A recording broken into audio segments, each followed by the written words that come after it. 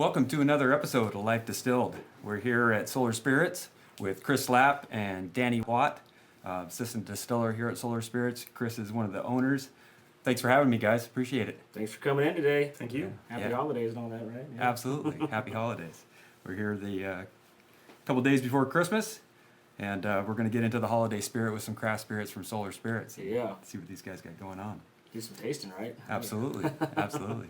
Hey, so the first thing we like to start out with really is, how did you get into this? How did you come to start Solar Spirits? Solar Spirits is a really cool story. It came from a startup event, entrepreneurial event, where people come and they bring an idea that they have for a new business or a new product. They build a business plan around it. They pitch it in front of judges, and hopefully after that weekend they go and take that experience they learned in that 48-hour binge and then launch real business. And so the idea of Solar Spirits came from this event, and a bunch of people who didn't know each other, that didn't have any background in distilling or the craft industry, formed a team and then made it a business. And that was about 4 years ago now, and we've been open here to the public for a little over 2 years now.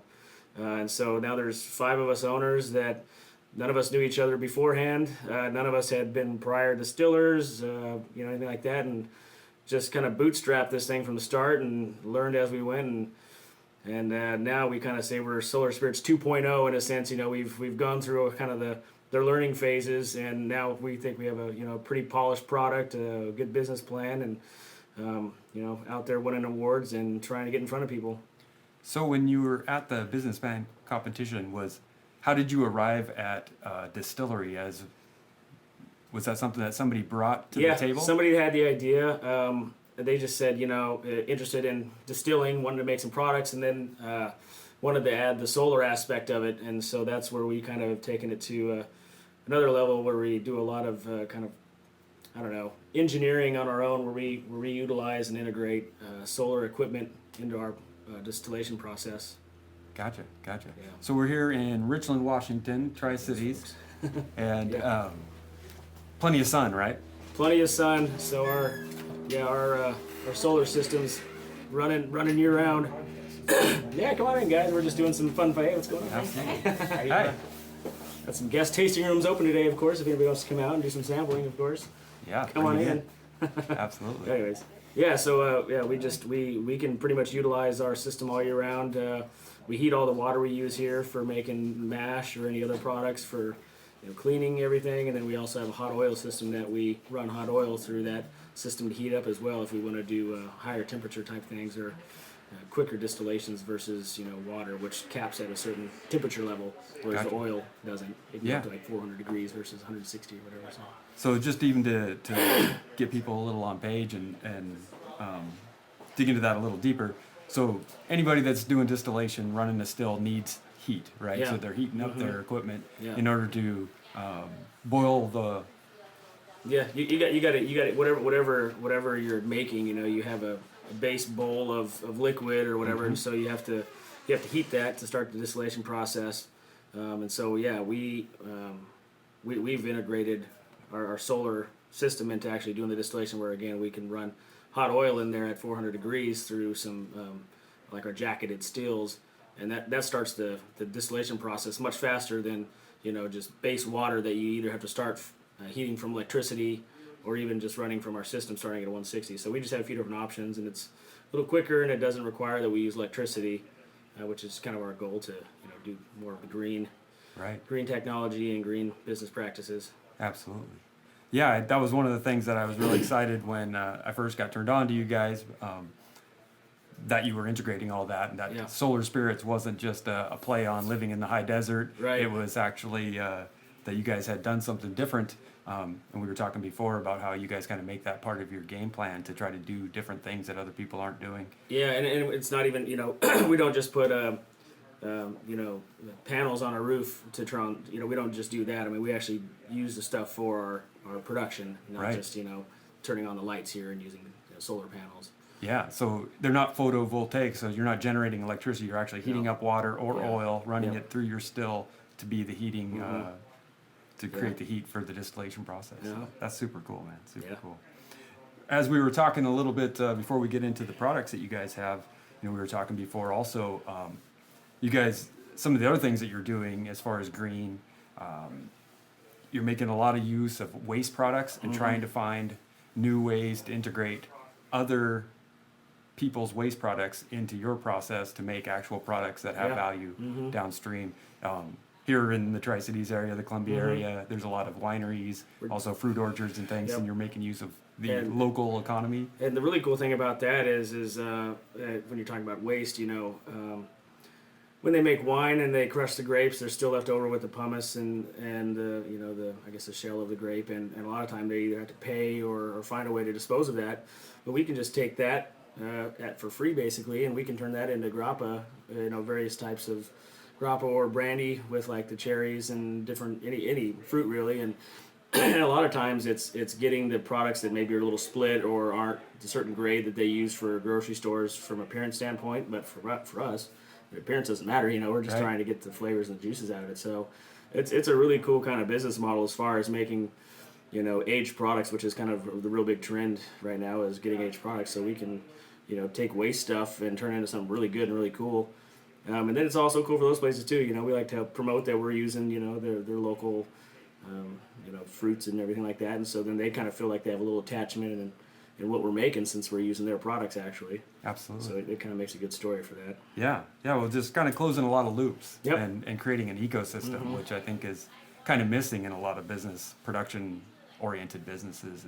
And when Dan comes back, I'll have him go through the reverse osmosis stuff that we're doing in collaboration with WSU and some other wineries, because again, I think some of that stuff, it's from a science standpoint, it's really cool, and the techie people really kind of dig in and love that kind of story and what we're doing with that. Yeah. Well, one of the big themes for us with this show is just trying to expose people and introduce people to what the value proposition that you guys are offering, because I think there's a lot of people. My sister-in-law and I were just talking about this morning, that there's a group of people out in the world now that are really interested in aligning their purchases, their lifestyle with a set of values. And so she was saying, there's a cool store in Bend that I like to go to, and every product in there has a certain set of values, a value proposition that they're trying to promote. So like one company might like give $1 to helping dogs or whatever. And so a lot of what we try to do with the show is when we go and meet folks like yourself or introduce new companies and things, is to try to kind of glean out, like, what is it that Solar's doing differently versus going and buying a real cheap bottle off the shelf at the liquor store, and just educating people about those things, because the things that you're saying about using waste products, using the solar-fired still, I think that people are really interested in that and would love to be a part of that. And as you know, with being small and craft, it's about exposure, right? There's a million cool stories out there that people probably never hear. Yeah. So for us, it's just trying to tell that story, and then hopefully get them to try the products, because once they have the story and they try the products, then that's something that they're going to go and hopefully pass that on to other people that they share it with, or have a little more interest in the overall product and the company. Absolutely. So exposure is everything. Yeah. The story gets them in the door, and then hopefully you have a really solid... You still have to have a good product. You got to have a good product there at the end for them to taste when they get there. So speaking of products, what are you guys doing here, Kris? So tell us a bit about the different products you have. So, I think we're up to about eight products now. We have, let's see, 3 vodka products essentially. We have our newly released Eclipse Vodka, which is our premium standard vodka that is made from cranberries as a base, which is really unique, and it's amazing. And then we have Cosmic Cosmo, which is our Eclipse Vodka that we then blend with cranberry concentrate from the base that we use to make the alcohol, and then we add some lemon lime to give it a little zest. And so you essentially have a cosmopolitan in a bottle. It's great just over ice, so people are a big fan of that. And then we have a coffee vodka that we make in collaboration with Barracuda Coffee. We use some of their cold press to blend with our vodka, and that just won a double gold at Sip Northwest competition for flavored vodka. So that was at the highest level you can. We won that category, so that's exciting. Yeah. We have 2 gins. We have a London Dry gin, and then a barrel finished gin, it's kind of a spice gin that we age in barrels for about 4 months. And then we have our brandies. We have a cherry brandy, cranberry brandy, and our grappa brandy, all sourced from local wineries or orchards or friends that have fruit, basically. Yeah. And so those are all aged for at least a year in oak barrels as well.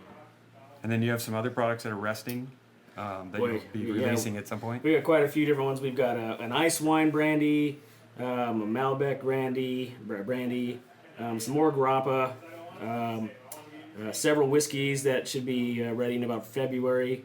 So we're just continually trying new things, barreling it, and letting it sit and waiting for it to come to age so we can try it out and hopefully expose it to more people as well. So the whiskey's the big one that everybody's been asking for. Yeah. Since we've opened, but it takes at least 2 years, minimum 2 years of aging, and so that's coming up here pretty soon. So Absolutely. And we're gonna try some later, hopefully. Oh yeah, I would enjoy that. Me too. I certainly won't turn that down. Yeah. So what were you doing before this, and what motivated you to go to the business plan competition in the first place? And what was that process like for you? Well, it's kind of me and all my partners are the same way. We're just very entrepreneurial. We were looking for like an outlet, find other like-minded people, and I just had a good friend, Derek Stricker, who was involved in this startup competition, and he just called me and was like, "Lapp, you got to come to this thing." And I was like, "Well, what is it?" And he's like, "Don't worry, just come to this thing." And so I did, and it was kind of life-changing. I met all my partners there, and we've done so many other cool things in the community, started so many other businesses now just from kind of that happenstance, meeting of the minds, I guess. Uh-huh. And so I didn't have any background in distilling. I used to travel a lot internationally, drank a lot of vodka in Eastern Europe and brandies over there, where they're pretty popular as well. Yeah. And so the idea of, being part of a distillery, which is, right here in town, there's really not any other ones in the Tri-Cities really, so it just seemed like kind of there's a big trend going. I saw how things were going with wine around here and breweries, and just thought this could be a really cool concept and be something pretty awesome. So, I'm kind of involved more on the sales and marketing side, whereas my other partners each kind of have their role as well, legal, finance, the distiller. Mm-hmm. So we kind of cover our basis without having to have, too many employees doing all those different activities, where we kind of all just cover certain aspects of it too as owners. Absolutely. No, that's great. That's great.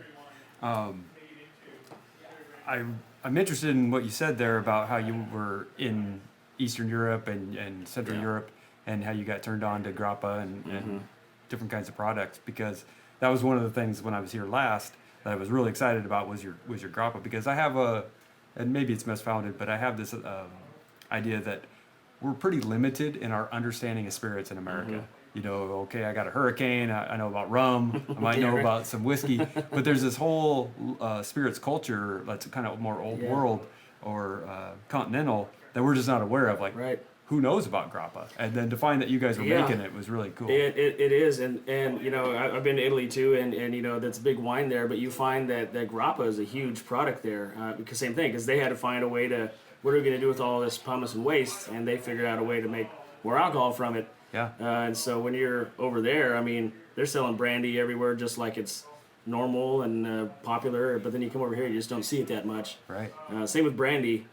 There's some brandy out there, but yeah, when I was in Bosnia or Bulgaria, that they make tons of brandy out of different fruits over there, and that's again one of the main things they'll probably offer and serve you when you're having dinner or whatnot. And so we just thought, man, with all of the local resources and fruit available, and as a means to make more aged spirits, we just thought, man, this could be killer, and the products taste amazing. And so to be able to make these within a year instead of like 4 or 5 years like you with whiskey, it really allows us to have some aged products to the market fairly quickly, and something different and new that people might find interesting, and even maybe some sort of a replacement to whiskey for some, because it's not that different from whiskey as far as kind of how it tastes for the most part. Right. Yeah. Hey Dan, why don't you turn it over there on Kobe so we can get Kobe some some limelight there on the Facebook Live. There's Kobe over there. Hello, everyone. Kobe Williamson from MicroShiner. Yeah. We'll let you guys check him out for a little while. Yeah. Anyways, so while you were gone, we wanted to go back through kind of talking about some of the reverse osmosis stuff, some of the different kind of cool projects we're doing with other folks. So why don't you kind of just run us through some of that real quick. Oh yeah, so the short of it, without being super technical, is that wineries have this byproduct where they wish to lower the ethanol or the alcohol content in their wines for balance.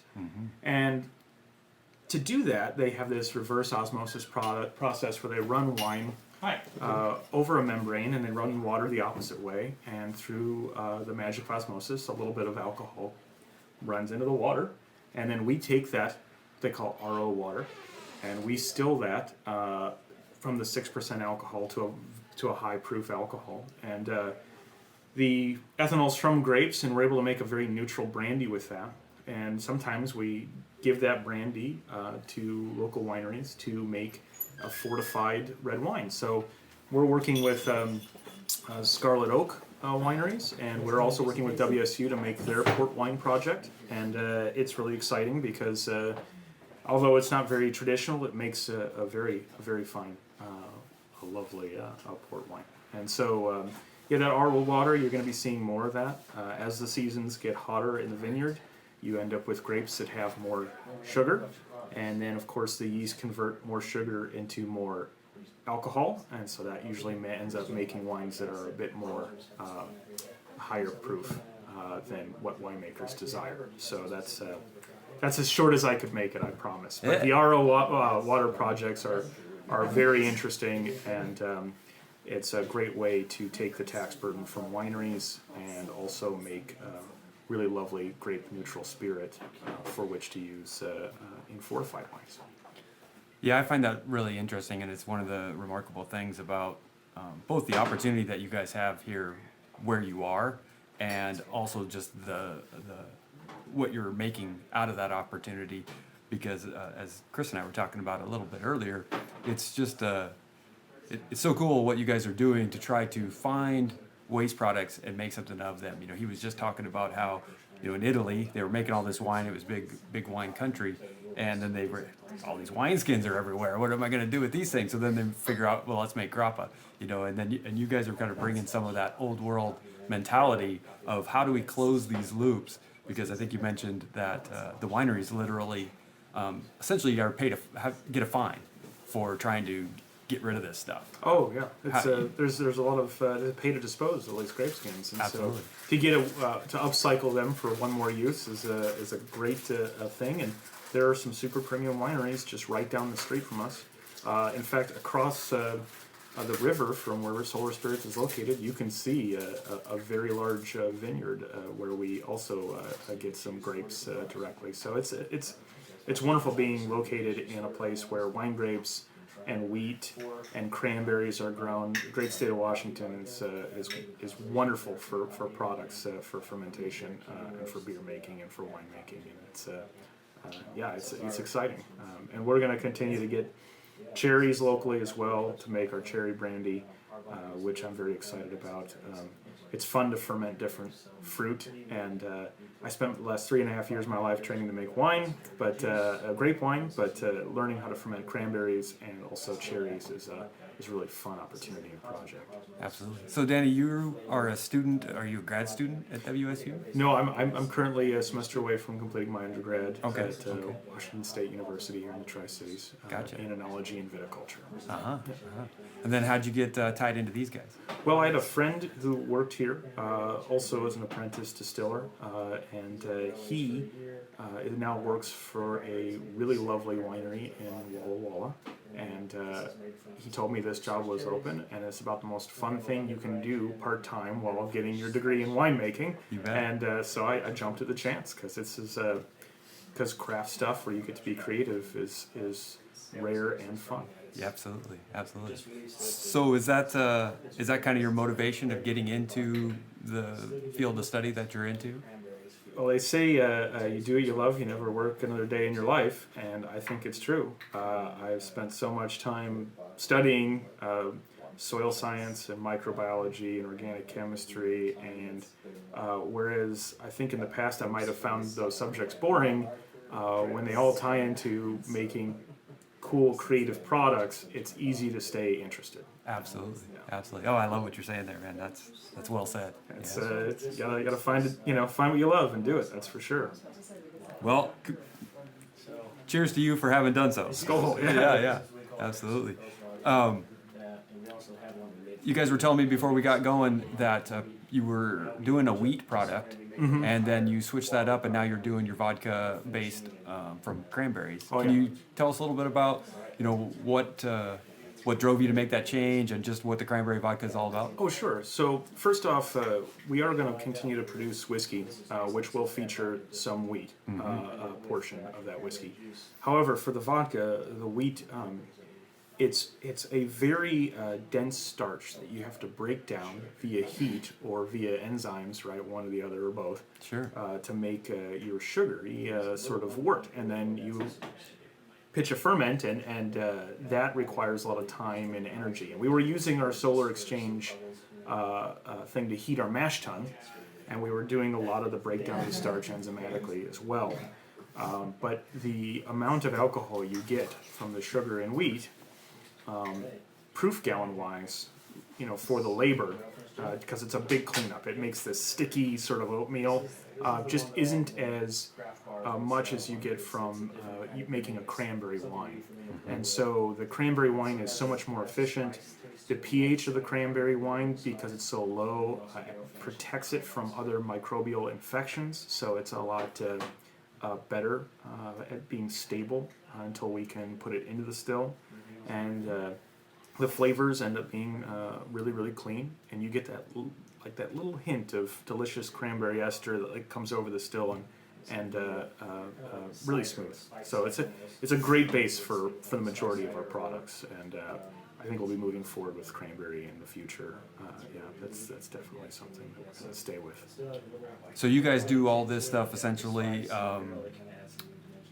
raw material to the bottle. Yes, sir. So you're not bringing in neutral grain spirits and just adding something to that, or Yes, yeah, most definitely. It's all raw material, local material, and obviously, with the exception of maybe the orange oil that flavors our, or the lime peel, the dried lime peel. So there are a few exceptions, but for the majority of our product, it's we try to keep the flavors coming from local product. Yeah.